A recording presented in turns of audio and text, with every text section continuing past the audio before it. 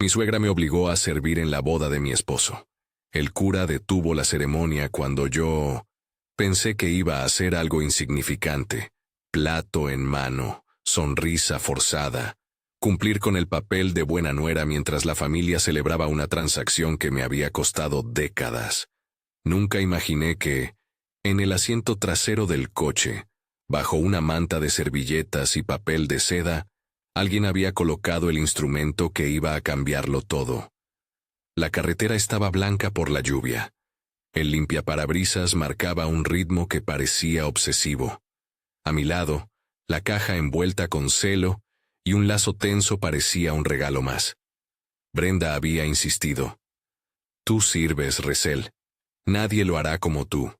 Es tradición. Sonreí porque sabía que decir que no habría creado un incendio. Sabía que la tradición, en esa casa, era un modo de borrar preguntas. Sabía también que la seguridad que yo proporcionaba con mi silencio tenía un precio que ya no podía pagar. Los mensajes empezaron a llegar antes de estacionar. Cadenas de textos cortos, emojis que pretendían suavizar órdenes, una foto del salón iluminado y la palabra urgente. Luego, la segunda alerta. Una notificación de ubicación, no mía. Un camión negro quedó detrás de nuestro coche en la calle empedrada, demasiado cerca, el motor en ralentí como si aguardara instrucciones. No me dejé llevar por la adrenalina de inmediato. Había aprendido a medirla, a usarla. Abrí la caja por reflejo profesional, un instinto que no se apaga porque el resto del mundo espera que te calles. Debajo de una cobertura de pastel de mentira, la esponja que fingía azúcar, había un estuche metálico pequeño, frío. Un disco duro del tamaño de la palma, con una etiqueta impresa. Auditar, algo interno. Junto a él, una pila de sobres con papeles doblados. Al fondo, pegado con cinta, un pequeño dispositivo que reconocí de inmediato por haberlos visto en cursos y reportes. Un rastreador. No voy a explicar cómo funcionan. No voy a dar instrucciones. Solo diré que su presencia significaba una intención. Vigilarme, ubicarme, acusarme en el momento oportuno. Mi primera reacción no fue pánico, fue cálculo. La contadora forense que llevo dentro comienza a organizar piezas. La mesa de hipótesis. ¿Por qué ofrecerme esto a mí? Porque era conveniente. La nuera, la mujer que todavía no conocía los vericuetos del testamento, la cara fácil para una acusación pública. Si una firma mía aparecía en documentos, si una transferencia pasaba por una cuenta que parecía mía, el relato sería perfecto. La codiciosa que intentó robar la herencia. Nana Pearl, la tierra que mis padres amaron y que había sido el último vínculo tangible con mi infancia, ya había sido vendida. Tenía la sospecha, y dentro de la caja había algo que la confirmaría. Corté la cinta con la uña, no con el cuchillo. No necesitaba una mancha innecesaria. Sentí el peso del disco duro en la palma y el crujido de los sobres. Eran copias, escrituras, contratos, páginas escaneadas con firmas que, a primera vista, parecían las mías. Mi corazón, esa máquina antigua que siempre creo tener controlada, dio un golpe. La ira llegó, pero la sustituí por un propósito frío. Esto es evidencia. Esto es prueba. Esto es una trampa fabricada para que, en público, me vieran como culpable. ¿Qué hiciste?, le susurré a Terence mientras lo sostenía. Él miró el paquete, miró la carretera, calculó el camión negro que nos seguía y respiró despacio. Terence no es de gestos melodramáticos. Tiene la calma de alguien que ha pasado noches enteras desentrañando códigos que no se ven y defendiendo lo que nadie creería que está vivo. Un archivo, una ruta, una transferencia. Me tomó la mano con firmeza y sin muchas palabras, inició la rutina que siempre usamos para situaciones que requieren cabeza fría. Asegurar pruebas, cortar rastros, contactar ayuda. No hubo drama en la huida. Salimos del estacionamiento del salón por una entrada lateral que Brenda nunca usaría. Terence manejó con la precisión de quien siempre sabe el ángulo correcto para entrar y salir. Yo llevé la caja como si fuera una bandeja de speech. La gente me saludó al pasar, y yo devolví la sonrisa profesional que alguien dignifica cuando espera ser juzgada. A cada semáforo, el camión negro paraba, daba la vuelta, nos perdía y volvía. No era casualidad. Estaban sincronizados. Al bajar por una calle secundaria, Terence finalmente me dijo lo que ya sospechaba. Preston, su hermano, estaba demasiado cómodo con números que no le pertenecían. Y Brenda no actuaba sola. El plan tenía manos en la oficina, en la iglesia, en la notaría. Tenía una red. Llegamos a un apartamento que no era nuestro. Un lugar con cajones y cables que me olían a seguridad. Un espacio que Terence había acondicionado para cuando las cosas se ponían feas.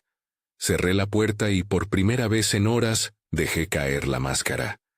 Vi los documentos con detenimiento. La firma falsificada no era perfecta, pero era plausible para quien no supiera buscar. Había además registros de transferencias camufladas, cuentas pantalla, vínculos hacia un fondo gestionado por Preston. Los nombres en los correos, la estructura de la presentación. Todo apuntaba a una operación diseñada para despojar a Nana Pearl y a otros bienes de la familia con una apariencia de legalidad. No voy a fingir que no sentí traición. Me dolió cada línea falsificada como si me hubieran arrancado una parte de la memoria. Pero la contadora forense en mí fue más fuerte que la herida.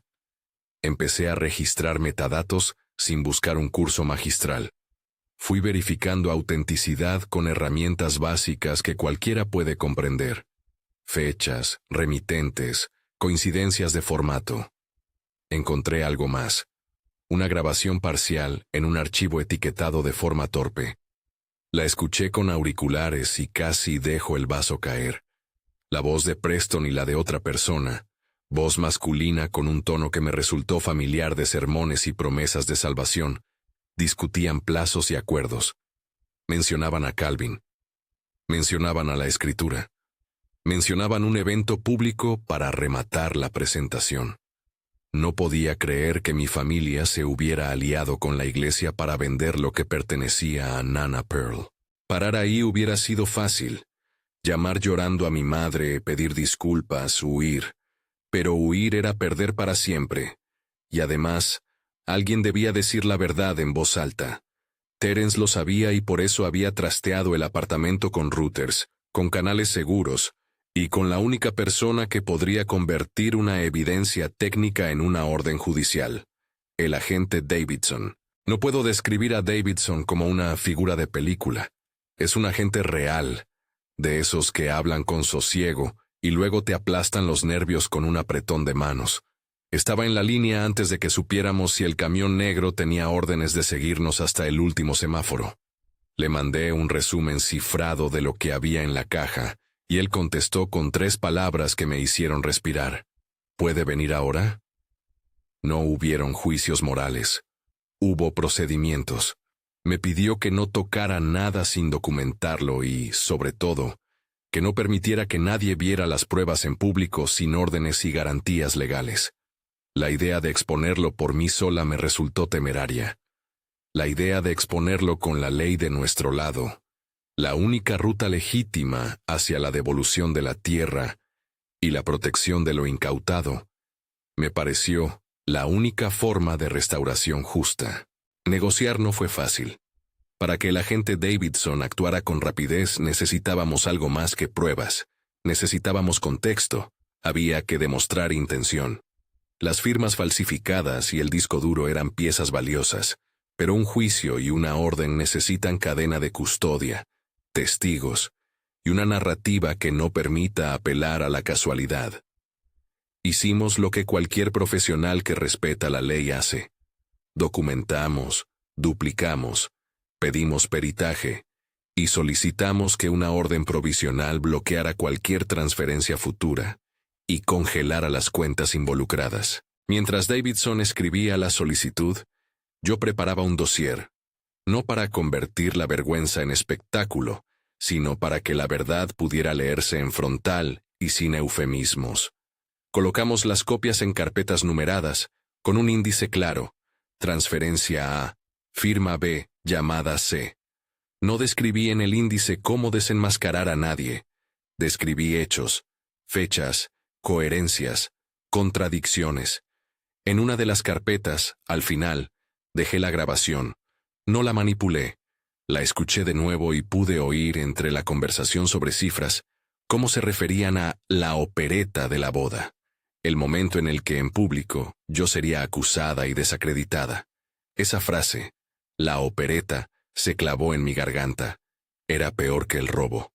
Era la intención de lastimar mi nombre en una sala llena de personas que, años atrás, nos habían ofrecido paz mientras venían cuchillos escondidos.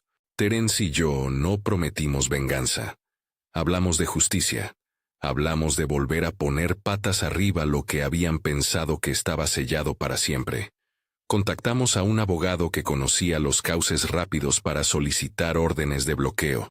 Y, gracias a la profesionalidad de Davidson, conseguimos que una petición inicial fuese aceptada en tiempo récord. Una orden de retención sobre cuentas y una petición preliminar para interrumpir cualquier transferencia. No les di detalles de los procedimientos. No soy de dar atajos que puedan ser replicados por alguien con malas intenciones, pero sí pude decir que, en cuestión de horas, el entramado que Preston había construido comenzó a tener los primeros tropiezos. Bancos notificaron movimientos sospechosos. Una cuenta quedó congelada y, por primera vez, mi nombre dejaba de ser el foco y comenzaba a formar parte de un expediente. En los días siguientes el plan cambió varias veces.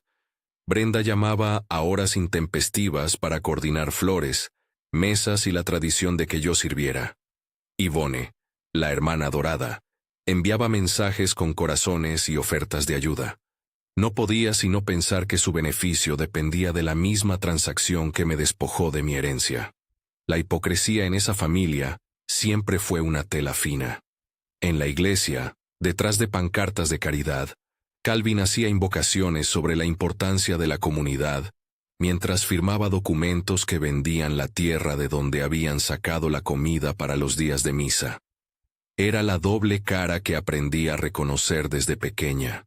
Las manos que bendicen, que luego sostienen la balanza por el otro lado. Decidimos que la mejor manera de exponerlos no era con gritos en la calle, sino con una prueba irrefutable en el escenario donde pretendían usurpar mi voz. La boda era perfecta para ellos, congregación, cámaras, un cura en el centro que podía dar credibilidad a cualquier declaración impulsiva. La boda también era perfecta para nosotros, todo el mundo vivo en la misma sala. Si teníamos la evidencia correcta, con una orden y la presencia de las autoridades, el acto se convertiría en un testimonio público. No por humillar, sino por restituir. Quería que la gente supiera que la iglesia que oraba por ellos también había negociado ventas de tierras familiares. Quería que los nombres que aparecían en mis carpetas se vieran con la transparencia que merecían. Terence y yo hablamos de cómo aparecer. Yo iba a cumplir el papel que me habían impuesto, servir, porque en la escena esa servidumbre me daba acceso. Era horrible usar la farsa en mi beneficio, pero aquello había sido planeado para humillarme. Si lo aprovechábamos para exponer la verdad, el relato se invertía. También conversamos sobre seguridad, comunicaciones cifradas, señales para llamar a la gente Davidson si algo fallaba, un plan de contingencia para que, si no llegaba la orden en tiempo, diéramos una presentación que no dejara margen para una contranarrativa. No entraré en detalles técnicos, diré solo que nos cuidamos, y que la ley, por una vez, parecía ser un aliado si la usamos con inteligencia. Había un riesgo humano que no contemplan los documentos y las órdenes. El daño emocional de ver a tu familia negarse. Cuando Brenda vino a verme para darme instrucciones sobre cómo servir el banquete, me miró con esa mezcla de dulzura y cálculo que las madres malvadas adoptan cuando saben que su plan es a prueba de escrúpulos. «No te preocupes, Ressel», dijo. «Hoy todo saldrá bien. Solo sigue el protocolo y sonreirás». Antes de colgar, Dejó caer la frase que había escuchado tantas veces en su casa: nuestra iglesia siempre ayuda a las familias a cerrar ciclos. Su voz contenía una mueca que apenas disimulaba su exceso de seguridad. Ella creyó que se saldría con la suya. Creyó que la operación era perfecta.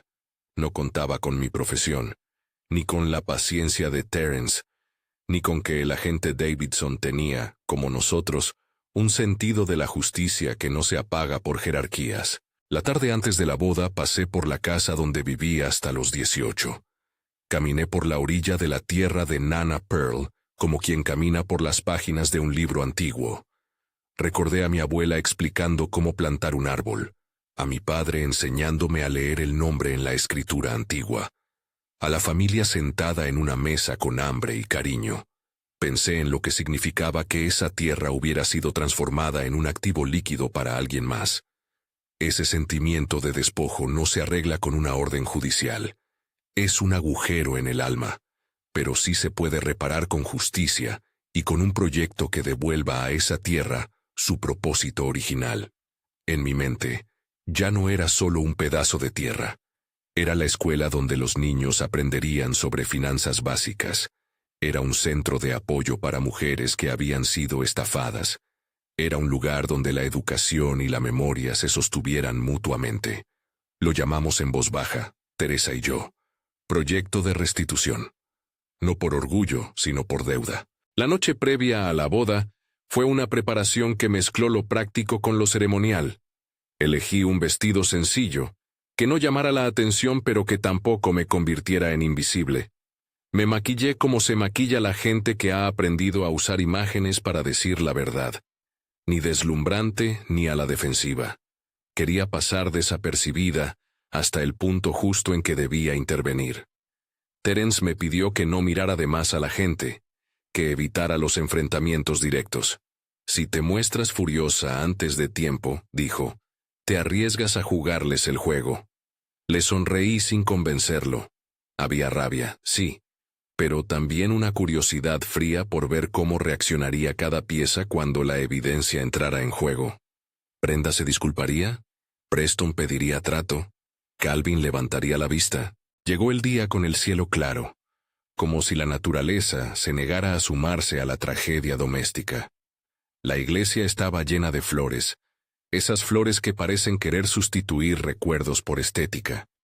Invitados que habían venido por la fiesta, por la religión, por la familia, llenaban los bancos y miraban hacia el altar con la comodidad de quien confía en los ritos. Calvin estaba impecable, la sotana impecable, la sonrisa práctica, un pastor que sabe que sus palabras pueden ordenar conciencias. Él representaba la gravedad del escenario. Cuando habla el cura, la gente calla. Lo usamos a nuestro favor, y al mismo tiempo, sabíamos que su autoridad podría ser lo que nos obligara a callar, si no teníamos pruebas contundentes y apoyo legal. Antes de que comenzara la ceremonia, Brenda me colocó un delantal como si fuera un símbolo de agradecimiento por servir. El delantal, para ella, era una herramienta de poder. La colocación del símbolo público de mi sumisión ante la congregación. Sentí la tela, y por un momento, me vi a mí misma como un peón en una partida que alguien más había pensado hasta el último movimiento. Pero en la manga del delantal, había un pequeño bolsillo, donde Terence me había dejado una copia del dossier con los principales puntos que la gente tenía que saber. No era para leer en silencio, era para tenerlo a mano si el plan requería que yo hablara sin esperar el micrófono. Terence me dio un apretón en la cintura, un gesto que decía, confía. Le devolví la mirada porque sabía que, si algo salía mal, su mano me sacaría de allí. Habíamos cocinado legalidad y prueba, pero sabíamos que en una boda las emociones pueden volverse avalancha. Mi papel era subversivo, la servidumbre que mira, recopila y, en su momento, revela. Esa ironía me daba una especie de fortaleza amarga. Mientras servía bebidas, la congregación murmuraba alabanzas y bendiciones. Los invitados levantaban sus copas, desconocedores del drama que se cocinaba. Vi a Ivone en la mesa de presidencia, riendo con la suficiencia de quien confía en el poder de tener amigos en las esferas correctas. Vi a Preston con una mirada que quería ser magnánima, pero que delataba una cautela constante. Miré a Calvin en el altar y pensé en cómo la religión, en manos equivocadas, puede convertirse en una pantalla para intereses económicos. Pensé en la fragilidad de la fe cuando se mezcla con codicia. La ceremonia avanzó. Un coro entonaba himnos que hablaban de honestidad y entrega. Yo servía platos, recogía platos, sonreía, todo según el guión que me habían impuesto. Alguien colocó un micrófono de mano en una mesa cercana para las palabras de agradecimiento posteriores. Lo vi y el pulso me aceleró. Ese micrófono, en la noche, podría ser la ventana o la trampa. Todo dependía del tiempo, de la presencia de la orden judicial y de la entrada controlada del agente Davidson. Terence me hizo un gesto sutil. Una inclinación apenas perceptible, la señal convenida. Era el momento de activar la parte del plan que dependía de mi presencia en el escenario sin levantar sospechas. En ese instante, el cura tomó el ambo para ofrecer una breve reflexión. Calvin habló de sacramento, de unión, de proteger la familia. Su voz llenó la sala. Yo me moví por los pasillos con una bandeja, con el dossier escondido en la manga. Nadie sospechaba que la nuera que servía era quien había dejado todo preparado para que la verdad saliera a la luz. Nadie sospechaba que las carpetas sobre la mesa del agente Davidson habían llegado la noche anterior y que una orden estaba en compilación. Nadie sospechaba que la congregación no era solo testigo de una unión, sino de una escena que pondría a prueba la integridad de quienes predican. En el borde del altar, una mano me rozó, la de Brenda, que pasó como si me agradeciera con la caricia fría de una personita acostumbrada a la danza del poder. Sonrió y no fue capaz de mirar mis ojos con verdad. Yo le devolví una sonrisa de porcelana. La ceremonia seguía. El cura mantenía el tono solemne y la melodía llenaba los espacios. Dentro de mí, cada palabra era un tic que contaba hasta el momento en que debía hablar. Y entonces, en el segundo antes de que la novia y el novio sellaran la ceremonia, escuché un murmullo eléctrico que no era de himnos. Voces apagadas en la puerta, un paso firme. Terence me rozó el codo y, sin usar palabras, me ofreció el micrófono que habían dejado en la mesa de discursos. Todo se redujo a un parpadeo. Cerca del altar, la congregación comenzó a sospechar que algo iba a cambiar. Algunos miraron curiosos, otros expectantes. Yo sentí la gravedad del instante. Aquello que iba a decir podía desencadenar más que vergüenza. Podía abrir procesos, investigaciones, recobrar propiedades o causar rupturas irreparables en la familia. Calvin, al ver mi movimiento con el micrófono, frunció el ceño. No dijo nada al principio. Su autoridad le pedía intervenir, poner orden, detener lo que pudiera perturbar la liturgia. Fue él quien tomó la decisión que, sin saberlo, encendería las cámaras. Se levantó con la intención de callarme. No era un gesto físico de violencia, sino la interrupción ritual que un celebrante puede ejecutar cuando algo se sale de su guión. Alzó la voz con calma, como quien expide un mandato. «Un momento, por favor».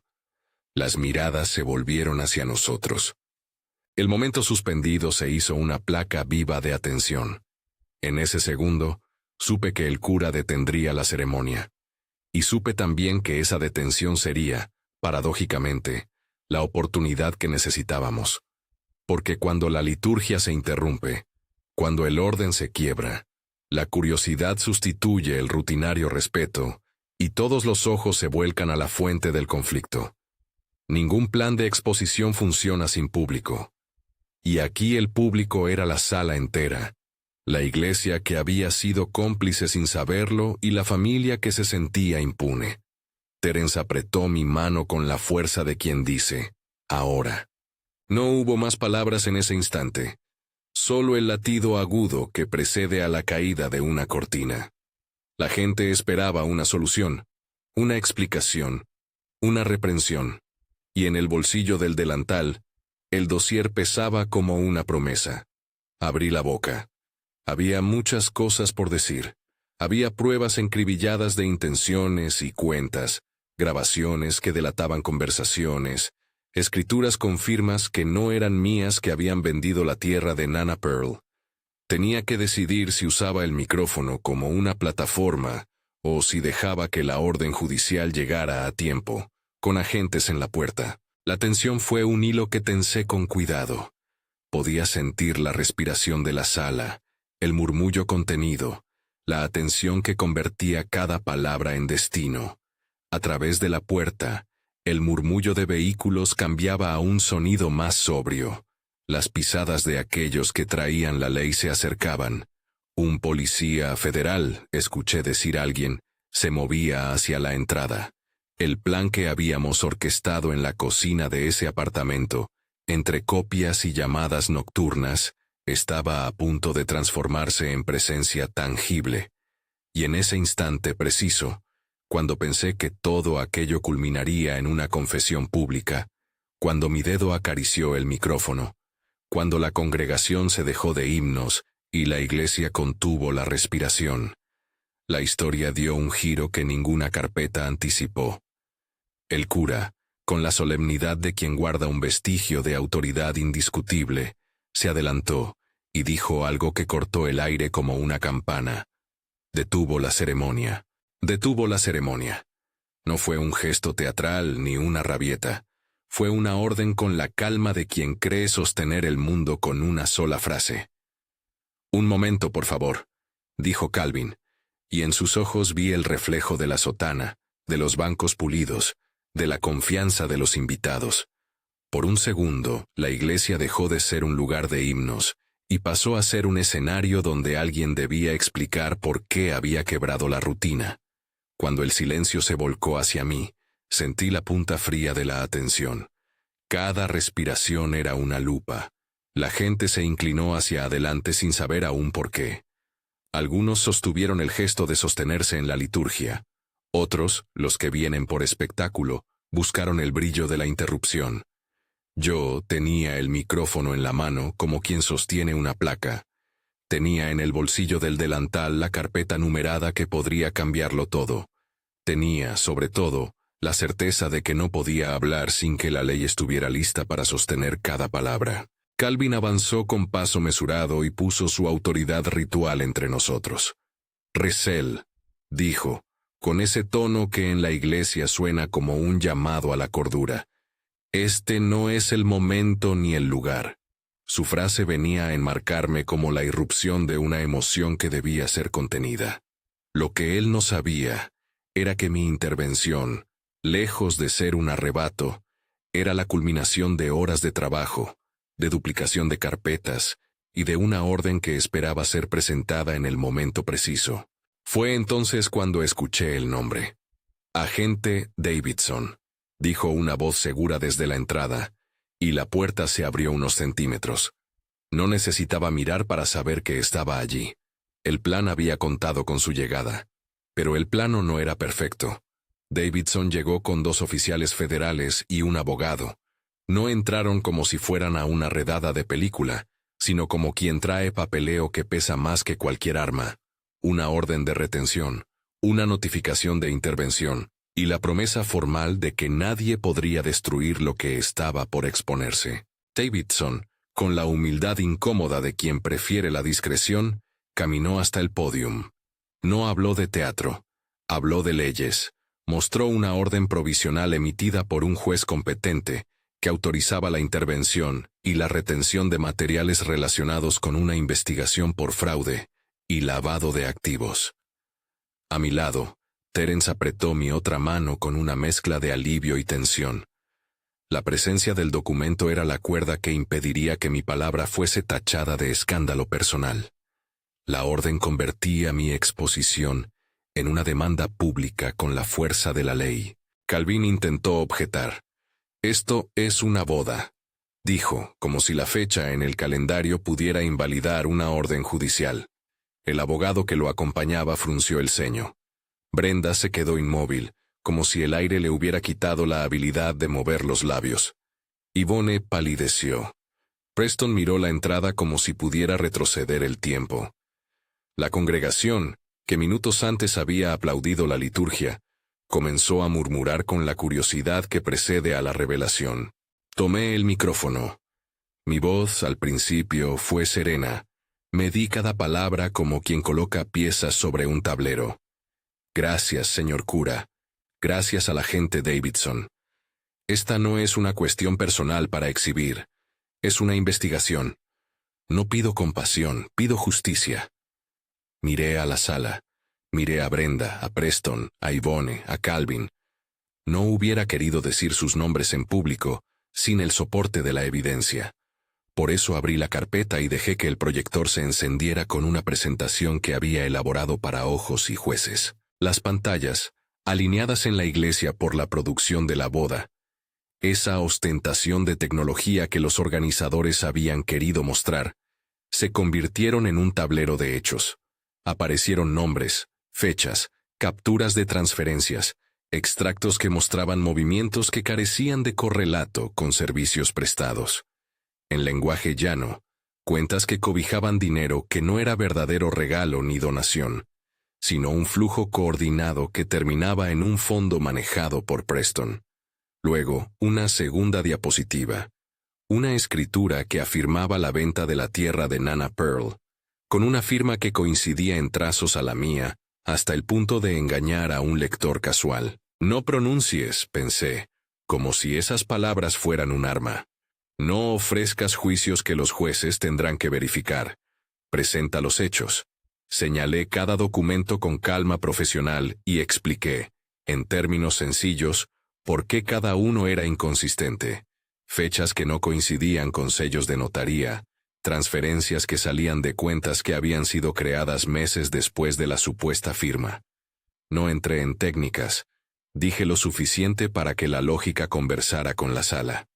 El proyector reprodujo un fragmento de audio. La conversación donde Preston hablaba de rematar la operación en un evento público.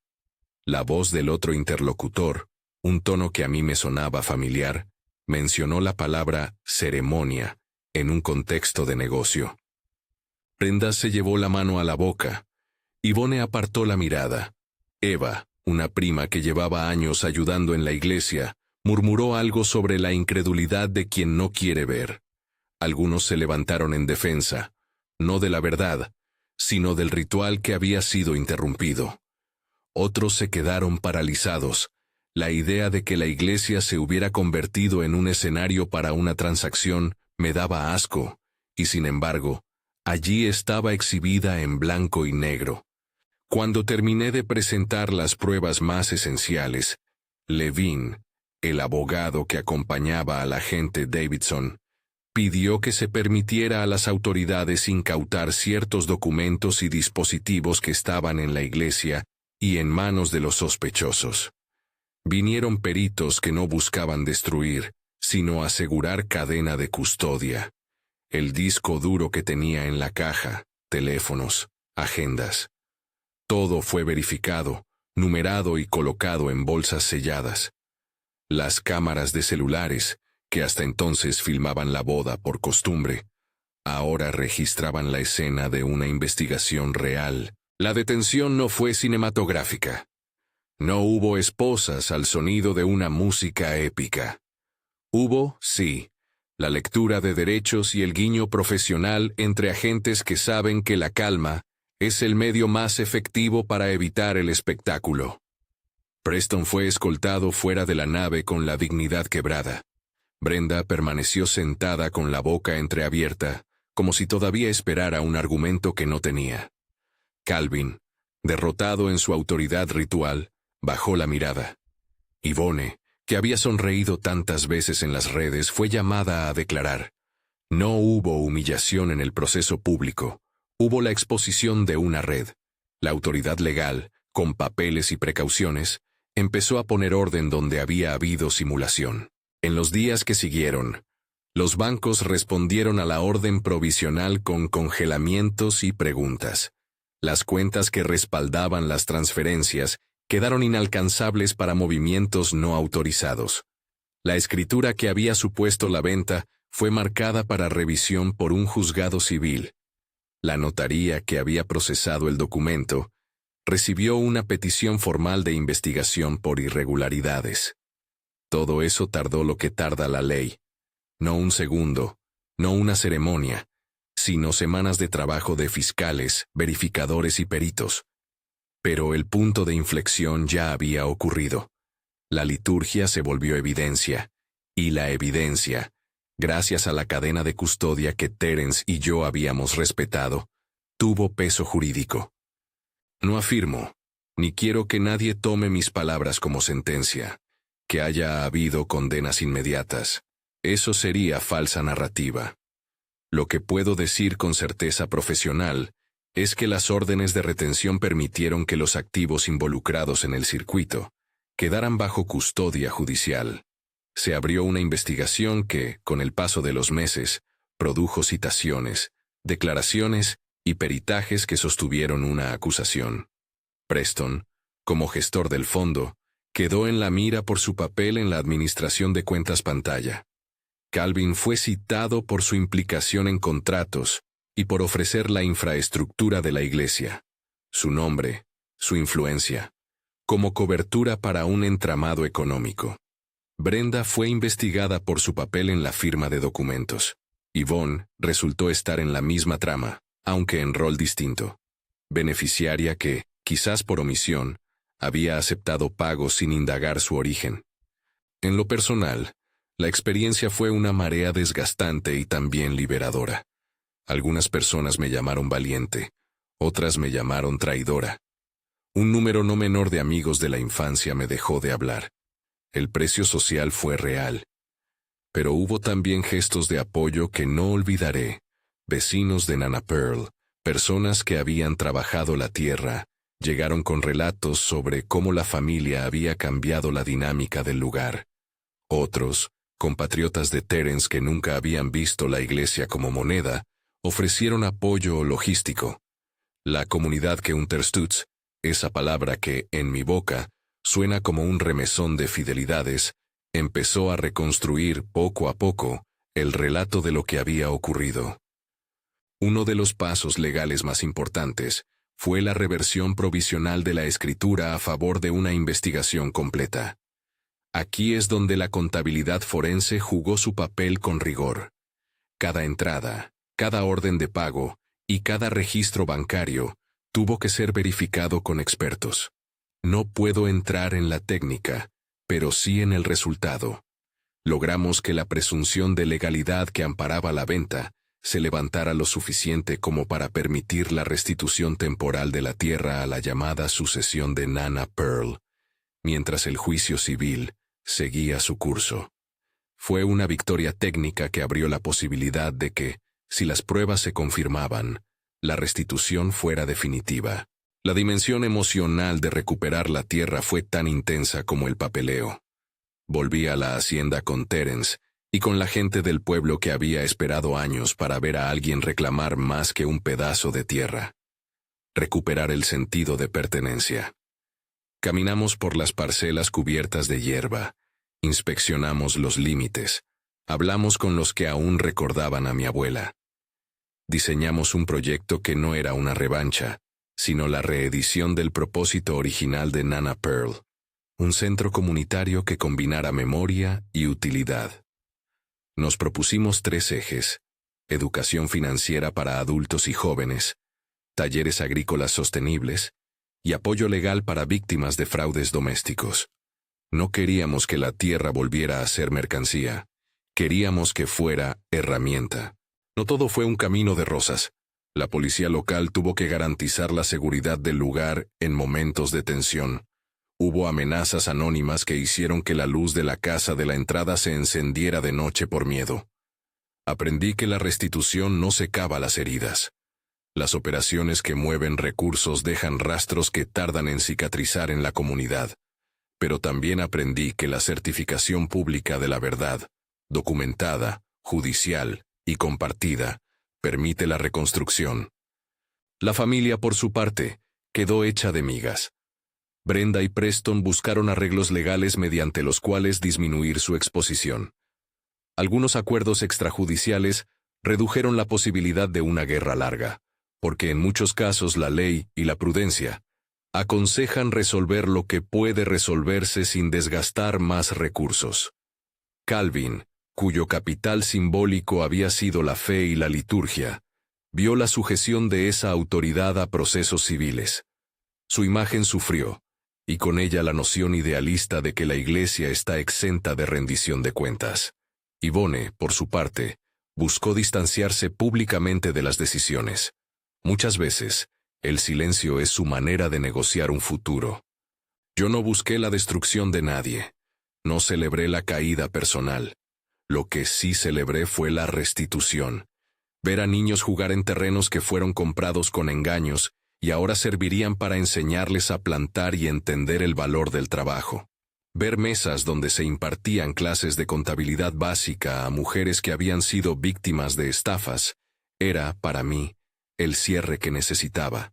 Convertir la tierra de Nana Pearl en un espacio para prevenir lo que me había sucedido, y no para perpetuar el ciclo, fue la venganza más eficaz. La transformación. Terence estuvo a mi lado en cada paso. Su precisión técnica y su temple fueron cruciales, pero sobre todo fue su cuidado humano el que sostuvo mis noches de insomnio. No toda nuestra energía fue dirigida a probar. Parte fue a reconstruirnos. Nos casamos, sí, en medio de un proceso que nos puso a prueba. La boda que pensábamos sería una celebración, me puso en el centro de una tormenta. Pero nuestra unión, después de todo esto, ya no fue la puesta en escena que alguien más planeó para su beneficio. Fue la decisión de compartir una vida que sabía cómo navegar crisis, verdad y reparación. Hubo momentos que todavía me hielan. Encontré en una carpeta un recibo de un pago a nombre de una fundación de la iglesia, con desvíos sin justificar. En otro, una nota que decía explícitamente, no dejar pistas. Esas trazas me recordaron que la avaricia toma formas silenciosas. Por eso insistí en los testimonios, en que el objetivo no era la vilipendia sino la claridad. La contabilidad forense no es venganza, es un escrutinio que protege a quienes no tienen herramientas para detectar la trampa. Con el avance de la causa, varios medios se acercaron. No busqué la exposición pública. Evitarla era como darles la última palabra a quienes pensaban manipular la narrativa. Pero la prensa tiene su lugar. La información, cuando está sustentada y no es venganza, sirve para que otros no repitan el mismo destino. No obstante, aprendí a medir mis intervenciones.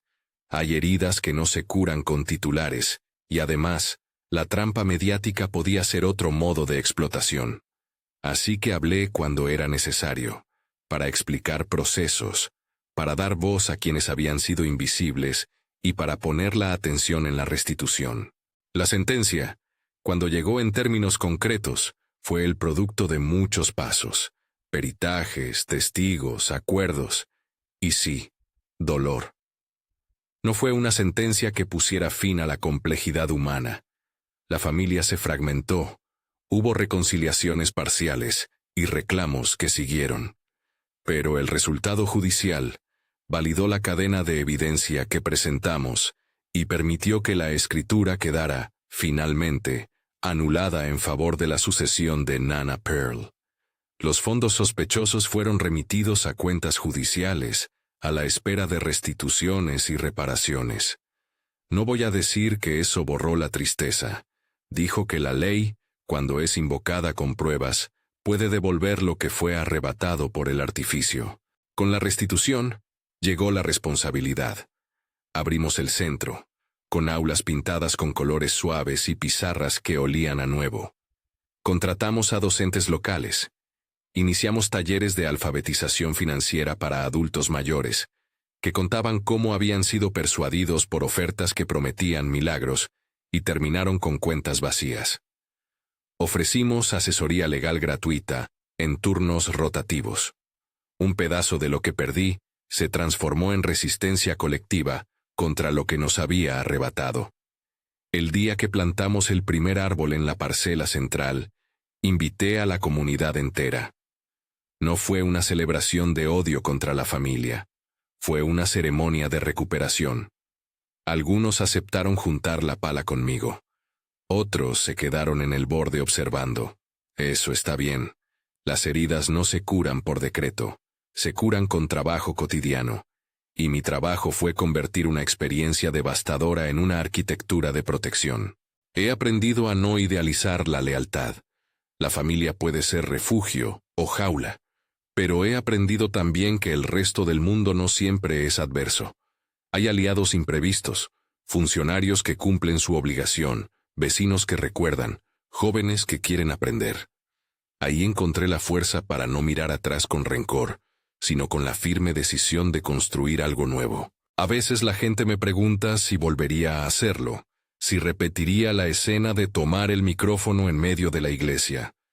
Mi respuesta es que hice lo que tuve que hacer bajo las condiciones que tenía, con pruebas, con asesoría legal y con la convicción de que el silencio me hubiera costado la memoria de mi familia. No celebro la caída de nadie. Valoro la restitución y el cuidado de quienes quedaron vulnerables. Y por eso, cuando me preguntan si recomiendo la exposición pública como camino, respondo con cautela: la verdad puede salvarte, pero debe estar acompañada por la ley y por la prudencia. Lo contrario es espectáculo. Hoy, con el proyecto en marcha, visito Nana Pearl con frecuencia. Veo a niñas y niños aprender sobre sembrar y sobre cuentas. Veo a una mujer mayor entender cómo revisar un extracto bancario. No me hace feliz recordar los nombres que estuvieron detrás del plan. Me hace feliz ver manos pequeñas aprendiendo a no confiar en promesas vacías. Eso es lo que convertí de mi dolor. Una fábrica de prevención. En el proceso también hubo reconciliaciones con algunas personas de la familia que no participaron del plan y que sí sufrieron. Reestablecer confianza no fue fácil, pero en casos específicos sí se produjo. Aprendí a distinguir entre actos deliberados y omisiones complicadas por lealtad. En el fondo, la justicia no es siempre la espada, a veces es el puente. Y construir puentes fue, para mí, parte del deber que la restitución exigía. Mi relación con la iglesia cambió. Dejé de asistir con la ingenuidad que tenía antes. No abandoné la fe. Abandoné la idea de que las instituciones están exentas. Aprendí a separar la espiritualidad personal de la estructura humana que la administra. He trabajado con algunos líderes locales para establecer comités de transparencia en organizaciones comunitarias, porque descubrí que los sistemas, cuando se hacen públicos y auditables, reducen la posibilidad de abuso. Si algo quiero dejar claro es esto: no todos los que visten sotana son corruptos. No todas las bodas esconden trampa. Lo que pasó en mi caso fue la conjunción de intereses y la incapacidad de algunos para ver a las personas como sujetos y no como activos. Denunciar no es destruir la fe. Denunciar es, muchas veces, protegerla. La última vez que vi a Brenda fue en un pasillo judicial. No hubo gritos ni reconciliaciones. Hubo miradas. Ella me ofreció una frase que parecía una disculpa, pero que sabía a costumbre. Lo siento si te hice daño. No quise escuchar una disculpa que no explicara la conducta. Le respondí con la verdad que no buscaba revancha. Lo que hiciste se repara trabajando por la gente que has lastimado. No esperaba que dijera más. La verdad es que no es mi negocio imponer el remordimiento. Es mi responsabilidad construir algo que impida repetir lo que nos pasó. Hoy, cuando me preguntan por el momento en que el cura detuvo la ceremonia y yo tomé el micrófono, suelo responder con una imagen sencilla. Fue como si se abriera una cortina que dejaba ver un taller sucio detrás de una fachada limpia. La gente miró y al ver ese taller, decidió qué hacer. Algunos se apartaron, otros se quedaron a ayudar a limpiar. Y muchos, por fin, comprendieron que la fe y la moral no son sinónimos automáticos de honestidad. Si has llegado hasta aquí y esta historia te toca, dime desde dónde me lees. Si alguna vez sufriste una traición similar, házmelo saber en los comentarios. No porque crea que mis pasos serán la receta para todos, sino porque las historias conectan y porque a veces el apoyo comunitario empieza con saber que no eres la única persona que lo ha vivido. Si esta palabra te ha servido, considera suscribirte y compartir, para que más personas conozcan cómo la justicia puede restaurar, y cómo una herencia puede transformarse en un comienzo para muchos. Y si quieres apoyar de verdad, en la descripción encontrarás el enlace para colaborar con el proyecto en Nana Pearl. No para venganzas, sino para educación, prevención y reparación.